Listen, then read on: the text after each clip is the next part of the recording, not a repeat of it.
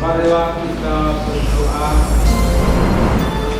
Ya Allah Tuhan kami bersyukur kepada-Mu karena kami boleh mengalami lagi masa Advent, yakni masa yang penuh pengharapan dan kerinduan akan kedatangan Sang Juru Selamat. Harapan dan kerinduan yang kita ungkapkan dalam lambang karena Advent. Maka kami mau berdoa ya Bapa terjadi karena Advent. Dan limpahkanlah rahmat-Mu supaya melalui masa yang seperti persekutuan iman di bawah bumi semakin kokoh.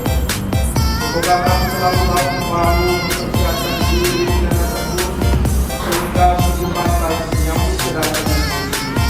Sebab Dialah Tuhan dan Penentara kami di dalam kami dan masa. Amin.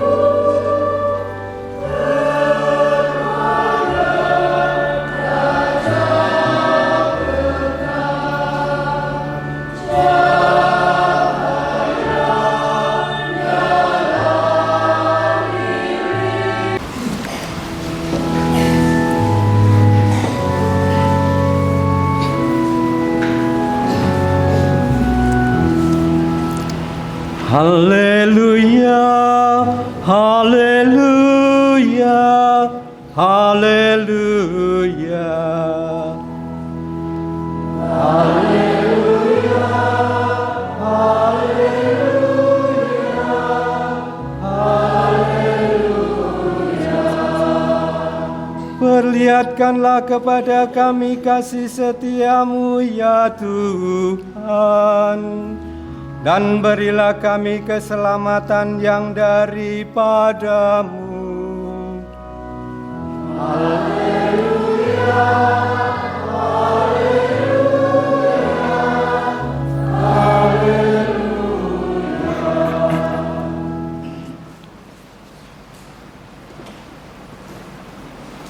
Tuhan serta-Mu.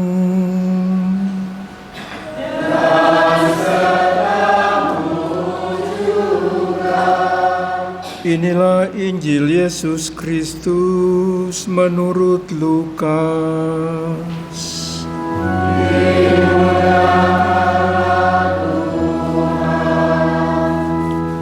Injil Lukas bab 21 ayat 25 sampai 28, dilanjutkan ayat 34 sampai 36. Kedatangan Anak Manusia. Dan akan ada tanda-tanda pada matahari dan bulan dan bintang-bintang. Dan di bumi bangsa-bangsa akan takut dan bingung menghadapi deru dan gelora laut. Orang akan mati ketakutan karena kecemasan berhubung dengan segala apa yang menimpa bumi ini, sebab kuasa-kuasa langit akan goncang. Pada waktu itu orang akan melihat Anak Manusia datang dalam awan dengan segala kekuasaan dan kemuliaannya. Apabila semuanya itu mulai terjadi, bangkitlah dan angkatlah mukamu sebab penyelamatanmu sudah dekat. Jagalah dirimu supaya hatimu jangan syarat oleh pesta pora dan kemabukan, serta kepentingan-kepentingan duniawi, dan supaya hari Tuhan jangan dengan tiba-tiba jatuh ke atas dirimu seperti suatu jerat. Sebab ia akan menimpa semua penduduk bumi ini. Berjaga-jagalah senantiasa sambil berdoa, supaya kamu beroleh kekuatan untuk luput dari semua yang akan terjadi itu, dan supaya kamu tahan berdiri di hadapan Anak Manusia. Demikianlah Injil Tuhan.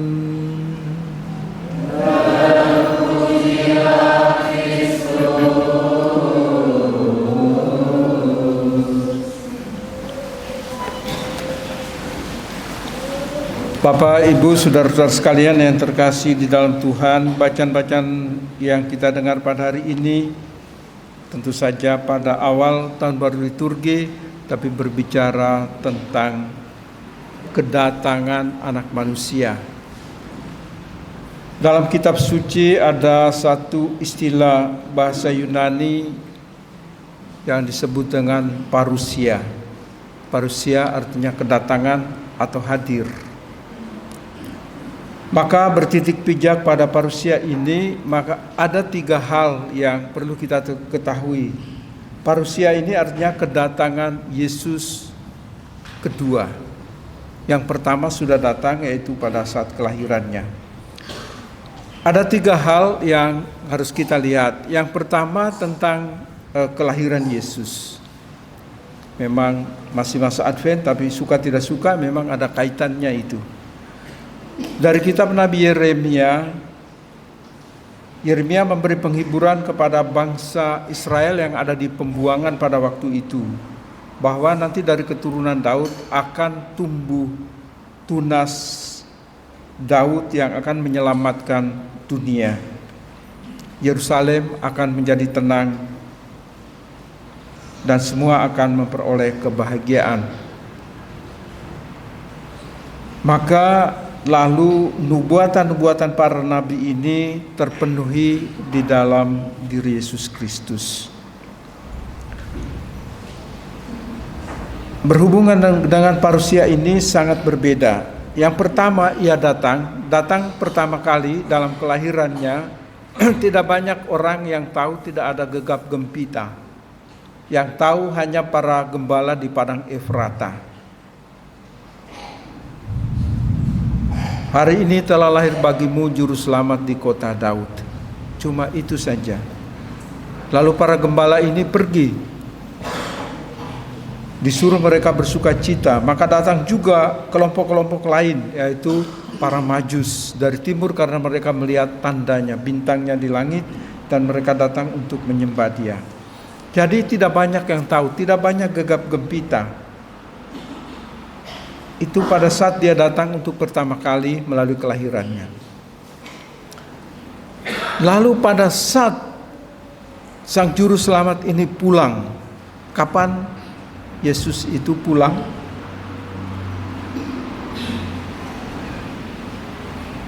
Kapan Yesus pulang?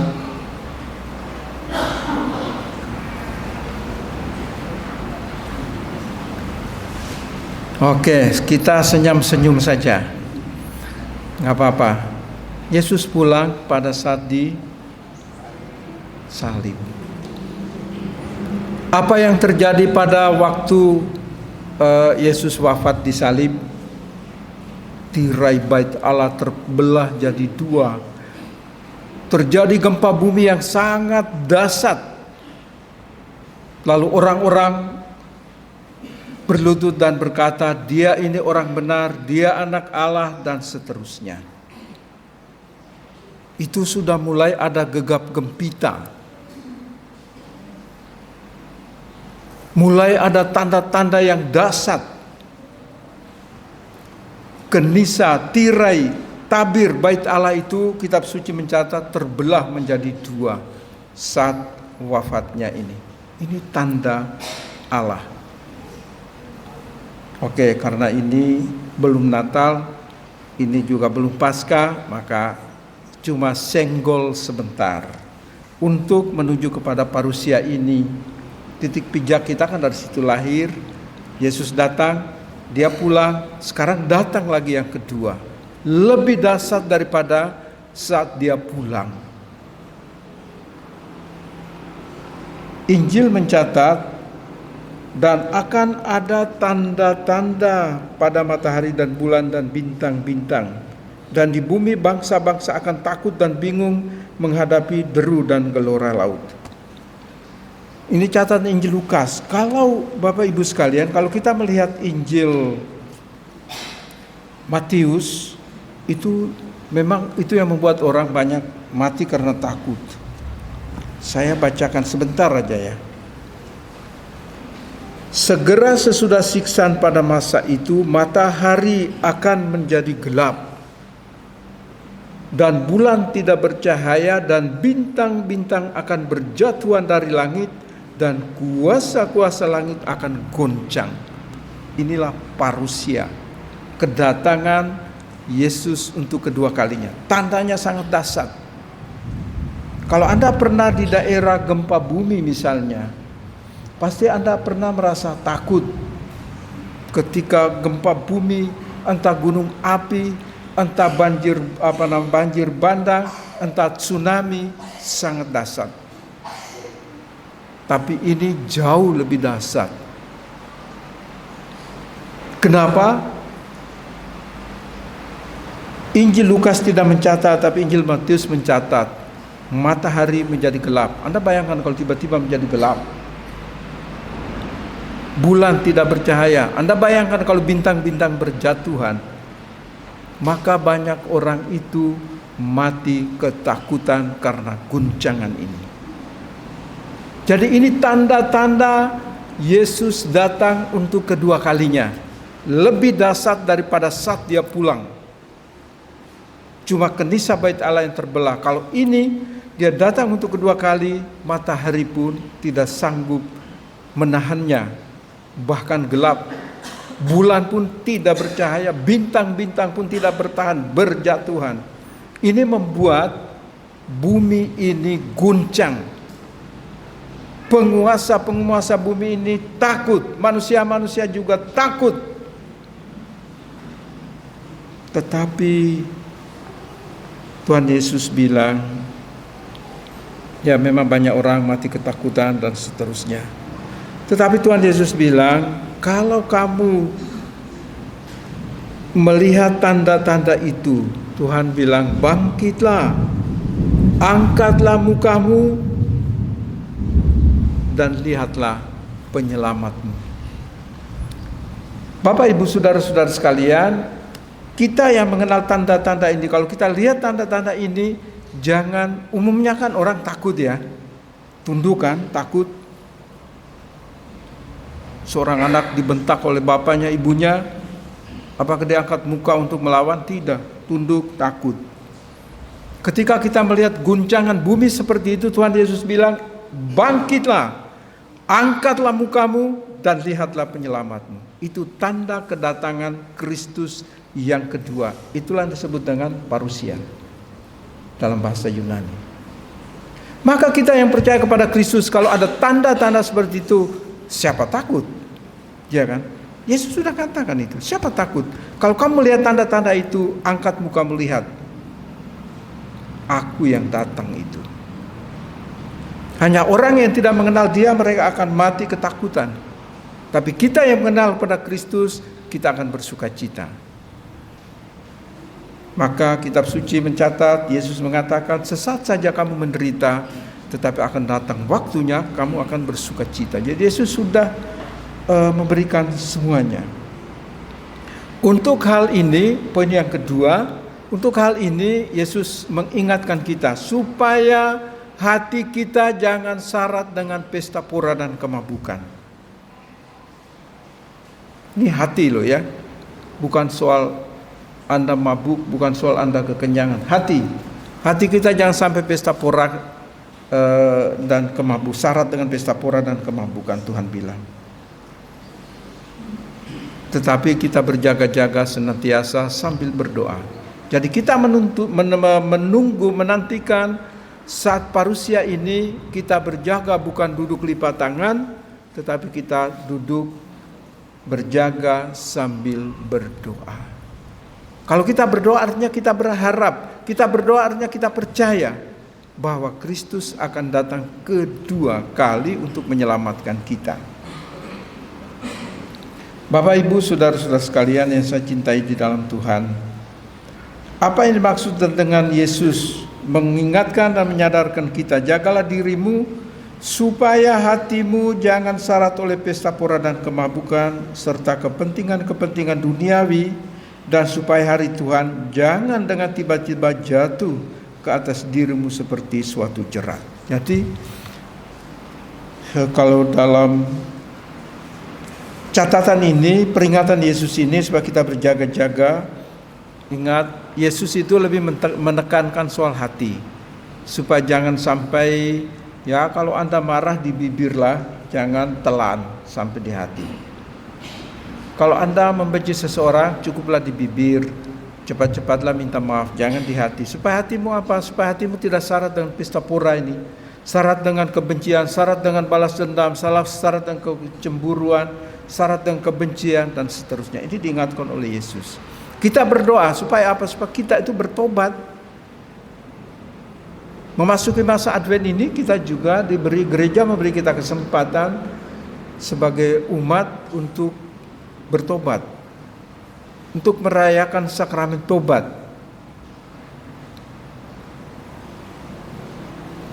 Paroki-paroki di Dekanat Tengah sudah mulai dengan sakramen tobat. Tanggal 1 dan 2 saya membantu perayaan sakramen tobat di Paroki Santo Yosef. Setelah itu tanggal berapa lagi? Terus Paroki Gombong, Kebumen. Kita di sini hari Jumat tanggal 13 Desember. Maka manfaatkan waktu ini dengan sebaik-baiknya sebagai peringatan akan Yesus untuk berjaga-jaga sambil berdoa. Artinya supaya kita juga bertobat. Maka ambillah momen ini dengan sebaik-baiknya. Lah, aku belum ada dosa. Siapa bilang? Dengan mengatakan, aku tidak punya dosa, aku sudah berdosa kok. Apa dosanya? Apa? Kesombongan. Jadi kita semua ini masuk dalam jerat dosa semua. Anda melihat orang, oh dia lebih cantik ya, itu sudah dosa. Dosa apa? Dosa iri hati. Oh kenapa hidungnya kok mancung banget? Aku kok Tuhan ciptakan rata dengan bibir. Itu juga iri hati. Ngaku dosa itu dosa iri hati.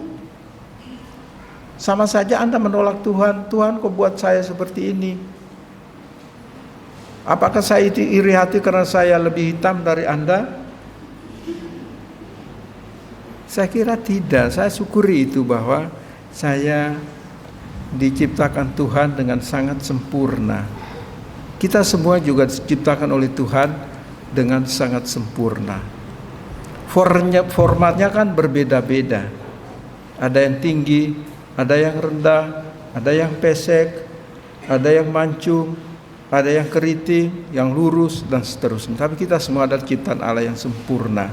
Maka Tuhan Yesus datang itu untuk menyelamatkan kita semua. Parusia, kedatangan Kristus yang kedua untuk menyelamatkan kita.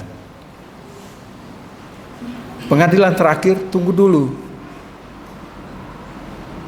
Dia baru datang. Dia baru nampak saja. Nanti kalau kita baca dalam Injil Matius, dia dikatakan bahwa dia datang dalam awan-awan. Sama seperti dia pulang, sama seperti naik ke surga kan. Para murid menyaksikan dia naik masuk dalam awan-awan. Dia kembali juga sama. Oleh karena itu, Bapak, Ibu, saudara-saudara sekalian, pada minggu pertama masa Advent ini, lilin pertama sudah dinyalakan.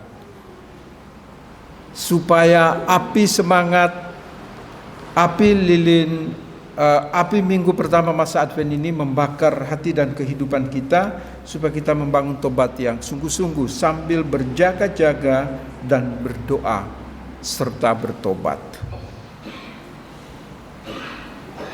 Maka lilin yang pertama ini kita mau diberi nama apa? Lilin harapan. Kita semua berharap supaya dengan kekuatan Tuhan memampukan kita semua untuk berjaga-jaga sambil berdoa. Maka dalam kehidupan setiap hari harus tingkatkan kehidupan doamu. Kalau tidak biasa berdoa sebelum tidur, mulai malam ini lakukan. Ini hari pertama dalam bulan Desember dan hari pertama juga dalam masa Advent. Malam ini jangan lupa berdoa. Buat tanda salib dan minta kekuatan Tuhan. Tuhan beri saya kekuatan. Cukup. Buat tanda salib lagi tidur. Enggak usah panggil istri anak, ambil puji syukur itu loh, doa halaman sekian ini. Enggak usah. Tuhan Yesus sudah bilang, kamu berdoa itu kalau kamu kenal saya jangan bertele-tele. Cukup katakan apa yang kamu butuhkan. Kamu itu butuh kekuatan untuk berjaga-jaga itu loh. Karena sering jatuh loh. Kita berjaga-jaga sambil berdoa. Hari ini kita semangat berdoa. Mungkin besok sudah lupa buat tanda salib. Mungkin sampai hari Sabtu lupa buat tanda salib. Nanti minggu depan saya akan memberikan doa yang lain yang simpel-simpel, singkat-singkat. Karena ini lilin harapan, maka kita mohon kekuatan Tuhan supaya kita tetap bersandar dan mengharapkan kedatangan Tuhan untuk menghampiri, melindungi, menjaga dan memberkati kita, keluarga kita, pekerjaan-pekerjaan kita. Amin.